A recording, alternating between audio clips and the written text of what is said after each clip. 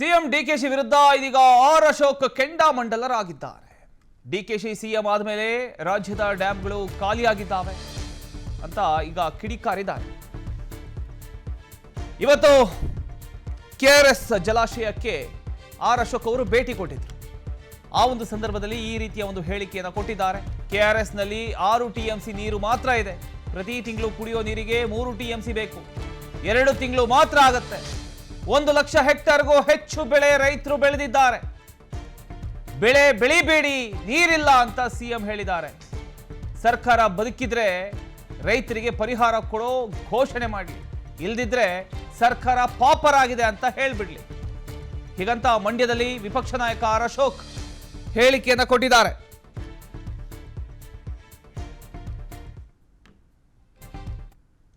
D K Shivakumar ಮುಖ್ಯಮಂತ್ರಿಯಾಗಿ ಇವತ್ತಿಗೆ 1 ತಿಂಗಳು ತುಂಬಿದೆ, 30 ದಿನ ತುಂಬಿದೆ.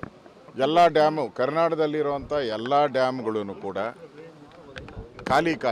ಕಳೆದ ಬಾರಿ ಈ ಸಂದರ್ಭದಲ್ಲಿದ್ದಂಥ ಡ್ಯಾಮ್ಗಳ ಮಟ್ಟ ಅದರಲ್ಲಿ ಕಾಲು ಭಾಗನೂ ಇಲ್ಲ ಈ ಸರಿ.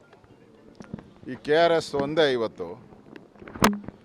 ಈಗ ಉಳಿದಿರೋದು ಸುಮಾರು 6 TMC ಮಾತ್ರ, 6.7 TMC. ತಿಂಗಳಿಗೂ ಬೇಕಾಗಿರೋದು 3 TMC. ಅದರಲ್ಲಿ ಅರ್ಧ TMC ವೇಪರ್ ಆಗ್ತದೆ, ವೇಸ್ಟೇಜ್ ಬಿಟ್ಟರೆ 3 TMC ಬೇಕು. ಇನ್ನೆರಡು ತಿಂಗಳಿಗಾಗಷ್ಟು ಮಾತ್ರ ಅದು ಕುಡಿಯೋ ನೀರಿಗೆ.